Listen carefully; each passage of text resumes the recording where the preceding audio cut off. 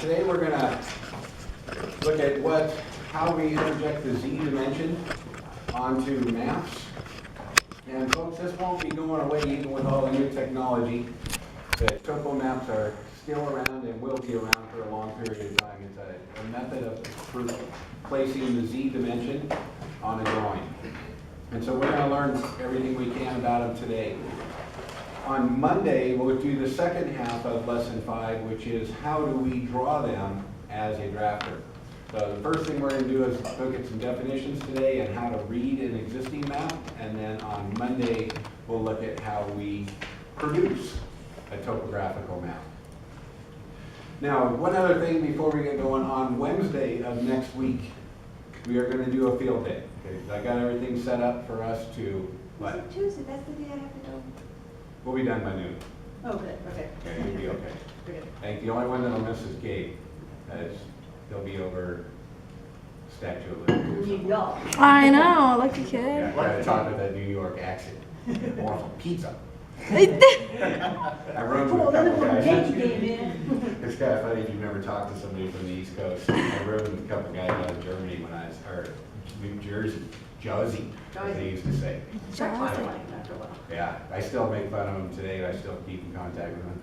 Radiator. They can't say radiator. Rabbit. Draw. Open it, it's in the draw. Certainly. Gabe will see a cultural difference. You'll have to come back and do a report to us. Will do. On Wednesday, we are going to do a field day. Okay, so we're going to go out and do our tech sketch. We will do it both by hand and digital and get all the information we need for our final project. Okay, so that'll be Wednesday.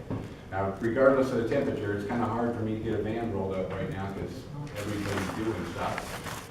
So we're going regardless of the temperature and weather. Okay, so we'll just look at it the day before and make sure we're prepared for what we have in front of us. Any questions, comments? Okay, well, let's jump into Lesson 5. There's a bunch of definitions at the start. I'm going to let the text handle a large part of this because some of it is outdated. It's got some old equipment on here. But I do want to discuss some items.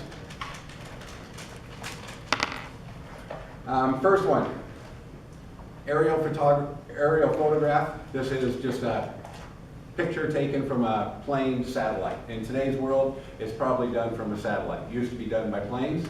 Now it's either satellite or now you do know that they are doing this with drones also, if we need on small sites. Okay, so the plane stuff, it's mostly gone away. We can use these photographs to extrapolate a lot of information. So in essence, it's a good way for us to get a perspective. Next one, B, a backsite. Okay, this is an important one. What is a backsite? A backsite is a point on the Earth where we know the XYZ coordinates of it. Okay? And that's in essence what it is. It's a datum. So a point on the Earth, we know the XYZ coordinates of. In essence, when you survey, you always start from a backside.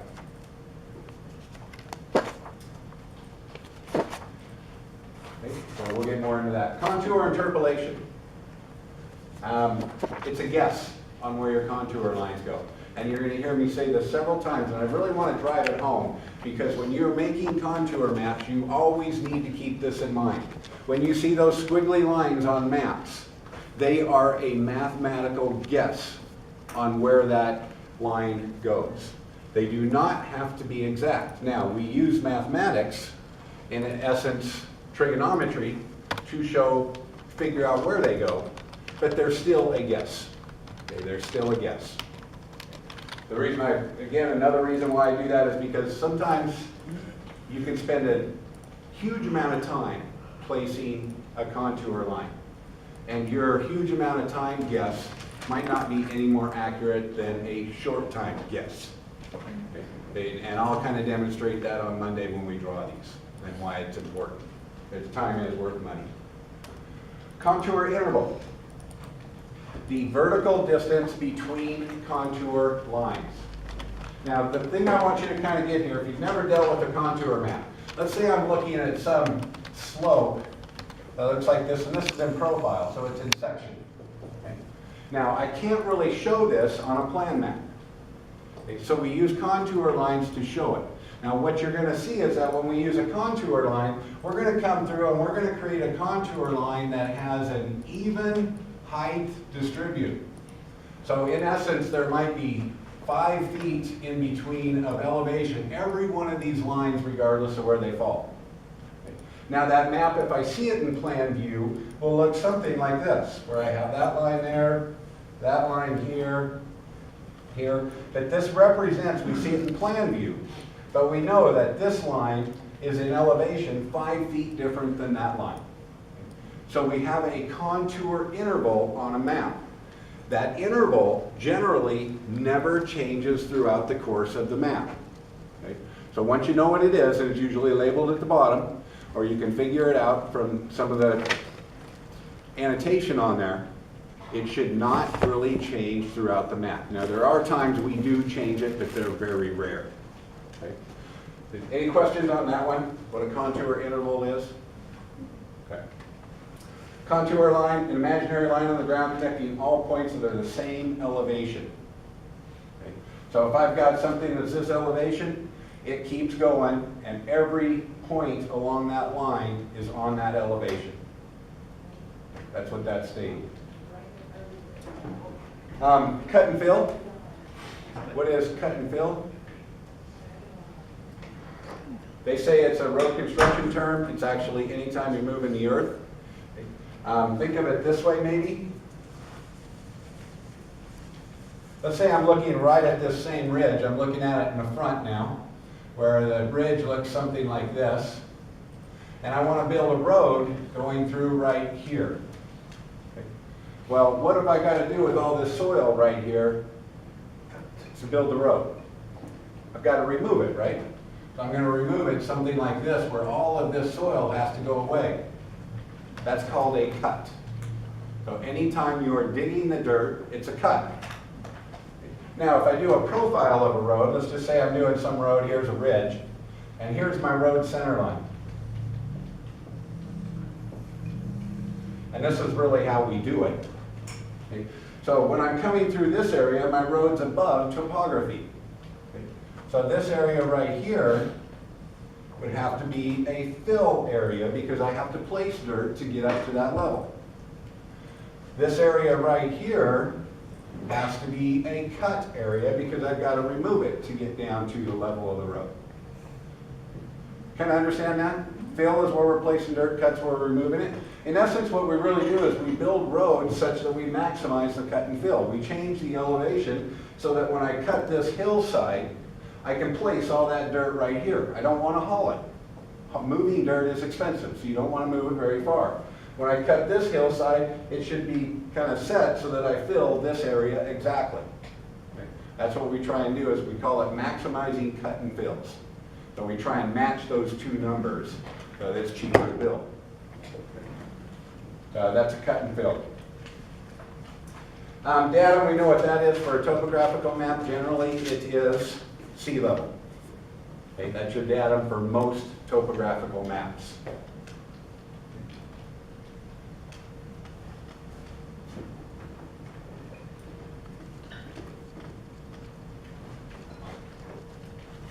Depression contour line. You're going to see these here in a minute, so I'll just leave it alone for now. A foresight. This one goes with the backside up above. A foresight is a point we survey that we don't know anything about. So we're determining information about it from the information from a backside. Okay. So as an example, if I'm trying to survey this room, I would set up an instrument here, and I know this point. So I set my instrument up on the backside, I know all the information about it. And then I have somebody over here, let's say over by that door, and I survey from this instrument, and I can get vertical angle, I can get horizontal angle, but that's a foresight. Now, as soon as I shoot the point, I can then calculate all that information. Now I know everything about that point. It then turns into a backside. Okay? So a foresight's a point we don't know anything about. A backside is one that we know everything about. You end up, when you survey, you generally start from a couple back sites and you shoot hundreds of foresights. In fact, on Wednesday when we go out, I would be very surprised if we don't get 150 to 200 foresights. Now, all of those can then turn into back sites once we bring it back to the office, because we'll know everything about it. Grade. An established elevation of ground of a road surface, or the amount of incline, usually expressed in percent. Okay? So in essence, when we do a graded road, so let's say here's my road, a very steep road is an 8% grade. Okay? That's generally what we label them as. Why do you think we do that? Because the math is very easy. What's a percent? Think of the math. How do you get percent on a number?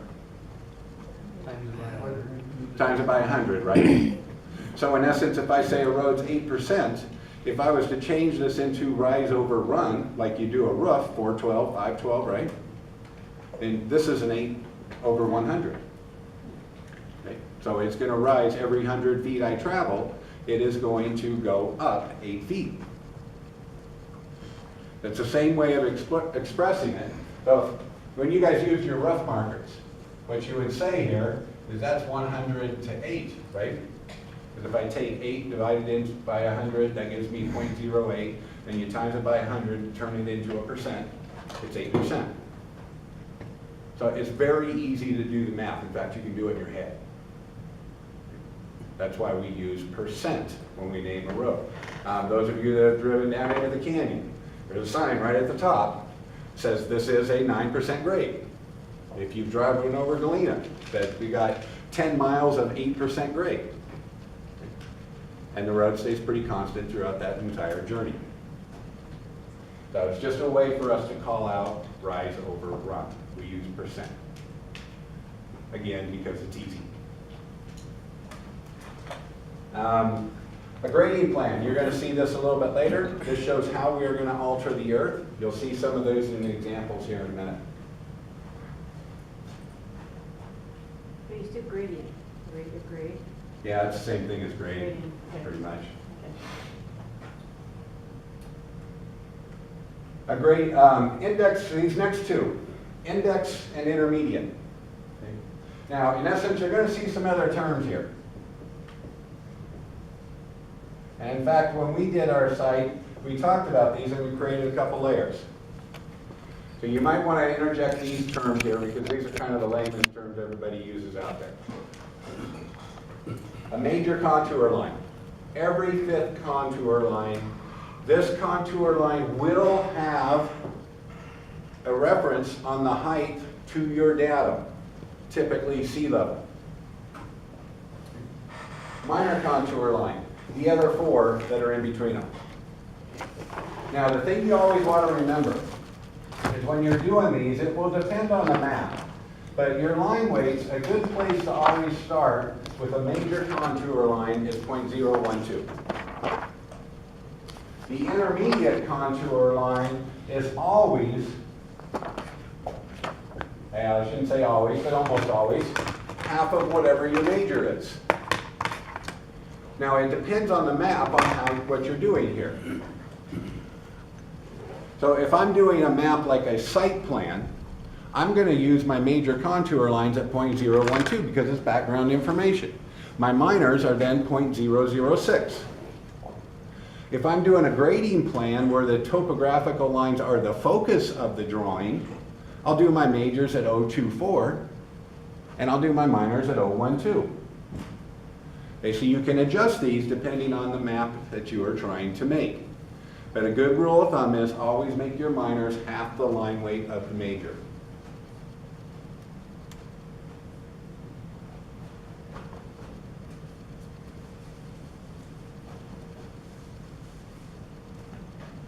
And again, you can also call them index and intermediate. All right. The rest of this, there's a lot of this now that is kind of history. Let's go to Q. Sea level. Topographical data line, which is the level between high and low tide. So keep in mind when you're dealing with sea level, we do have tides that move. What they do is they figure out the average of those, and that is your data. A spot elevation. A point on the map that has importance. So we label that individual point. Now this can be a lot of things. It can be a backside. It can be a mountain peak. It could be the bottom of a depression. It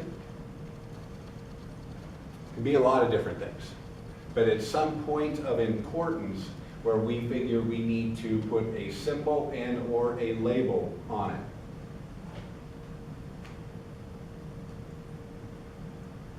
Let's see. Stereoscope, stereo vision. This is mostly older stuff. X. Supplemental contour line. Usually done at half of the contour interval of the map. You'll know these because they're hidden. Okay, we do use a different line type on them. They're very rare. Because when we look at a map that has hundreds of squiggly lines on it, we don't want to just do one or two supplementals. Nobody's ever going to find it. Okay, so we want it, if we're going to do a supplemental contour line, there has to be a real reason for it. We have to describe the topography in some fashion, and sometimes we do this. It's a way for us to keep our drawings a little clearer, instead of changing the whole map to describe one small area. What's an example? Why would you use one? Why would you need to use one? An example would be, let's say I've got, let me think on this for a minute. Generally, you're going to use it when you have some unique feature. Okay, so let's say I'm surveying some guy's alfalfa field that we're going to turn into a subdivision. Okay, and so when I look at this area, let's say it's a 40-acre field, and it's been farmed for quite a while, but there is an irrigation ditch that runs right through the middle of it. Maybe it comes, let's just say it goes to right there. Okay. Now, my topo map, you've seen all our fields around here, is probably going to be very gentle and very uniform, right? Because somebody's running a plow over it and a disc over it and all that stuff. Now, what they're going to see when you come in here is that these lines will probably do this, just have a slight deformation. Because we're talking a ditch to run water, it might be 12 inches deep. And if your contour interval is 3 feet, you might never even see that ditch, and you don't know it's there. And so what I could then do is come in here and come in and say, you know what, I'm going to show that ditch. Okay. Because they won't have the outline of the ditch. Because they won't see it, it'll be lost in the contour interval. Okay. And that's probably off the top of my head, the quickest example I can give you. That's good. Yes.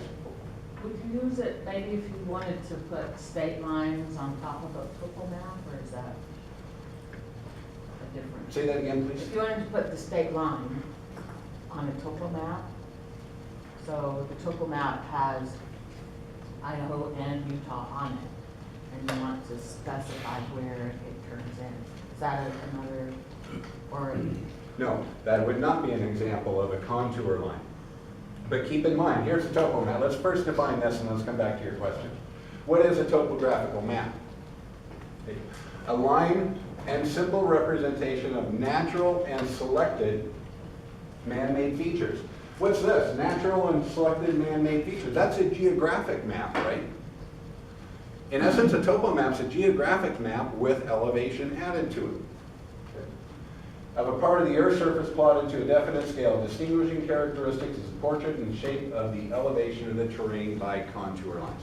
So in essence, Cheryl, what you're asking is, we've got a geographic map that already has the state boundary on it. It's got all the highways, the towns.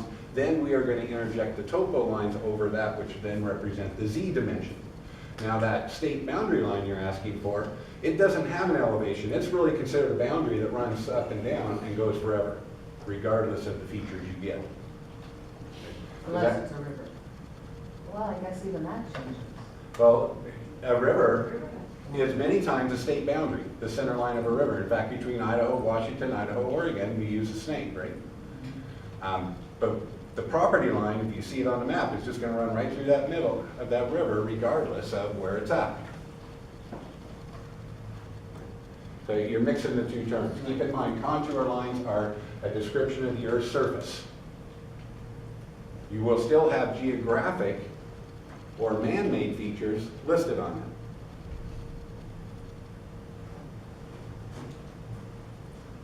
Any questions on any of those terms? Okay. Next page. A contour is a line, all points of which lie at equal elevation. And the line we use, by the way, folks, is a continuous line. It does not have breaks in it. Here's some general rules when you're drawing these. So when you guys start drawing this on Monday, Tuesday, and so on, you'll want to keep this sheet handy. Every contour line closes upon itself within or without the limits of the map. If it closes outside the map, you just draw it to the edge of the map and stop. But the thing you've got to remember here, a contour line is a closed polygon. Now you may not see it closed because it may get off the edge of the map, but they are all closed polygons.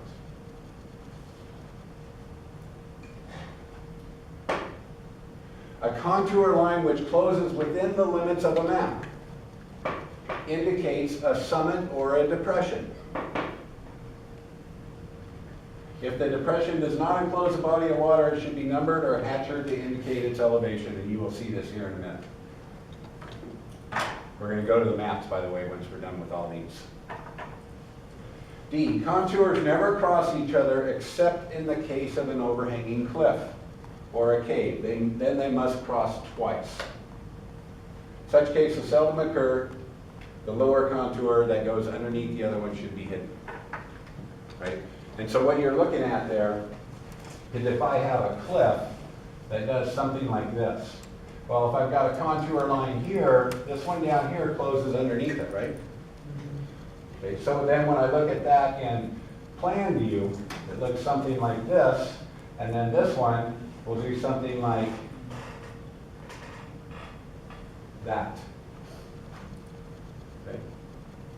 Where this is that lower line right here. It goes underneath a bluff. These are very rare. And in fact, I don't think I've ever seen one on a map. Now, I just came from some country over spring break that probably has some of these. Okay. That was Moab, where I went to Arches. That's one of the few places geologically I think that would happen. On our Snake River Canyon, do you think we have some overhangs? No, we don't have any. No, you go look at that slope, it is not straight up and down. Looks like it when you drive by it at 80 miles an hour, but you go stand on the edge of it, and it's sloping out quite substantially. Why don't we have this? Well, we got a thing called gravity that knocks those off over a little bit of time. That's really pretty rare. Our rock is the kind of rock that splits off and falls. It's not strong Yeah. enough. Okay. Wait, so how would you like draw like a cliff or something? Because you wouldn't want to draw like all the little like, lines in there that would be for a straight line. Yeah, that comes to the next one. Good lead in, okay? On a uniform slope, contours are evenly spaced. By that, I've got a constant slope, which are most of them, right? We got erosion. Okay, so most slopes are fairly straight. G, the distance between contours varies inversely as the slope. So if I have a slope, let me kind of draw you a quick sketch. And this is your question right here. So in essence, if I have a nice gentle slope that does something like this, where erosion's gotten onto it, it's soil, not rock, right? Then my contour map right here will probably look something like where I'll have nice, evenly spaced contour lines. Now, if I have another slope that does something like this, and let's say it's rock, and it goes like this. Now, if I was to project that up, my contour lines then, because I'm using the same contour interval, are going to be very close to each other. This set of contour lines indicates a very steep slope. This set of contour lines, since they're further apart and even, represent a more moderate slope. Remember, on a map, the contour interval doesn't change. So let's say I've got 10 feet in between, this one represents a 40-foot elevation change. On that same map, this one represents 12 times 10, 120 feet. So that's how you draw the cliff, Gabe, is your contour lines will get very close together and it represents a steep change.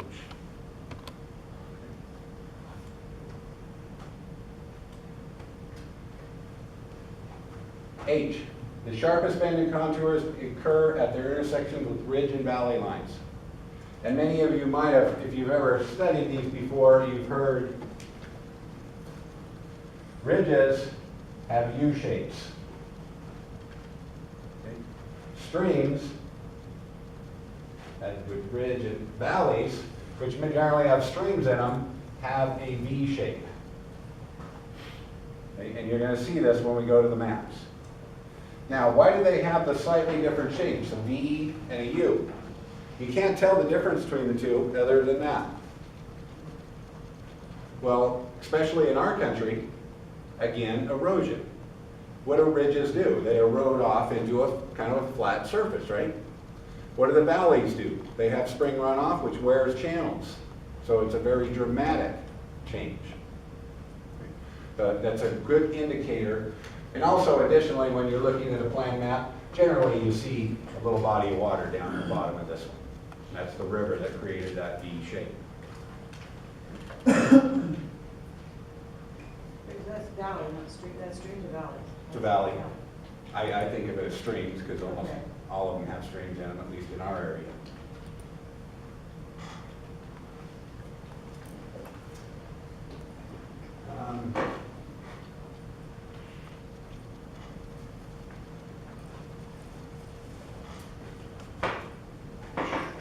I think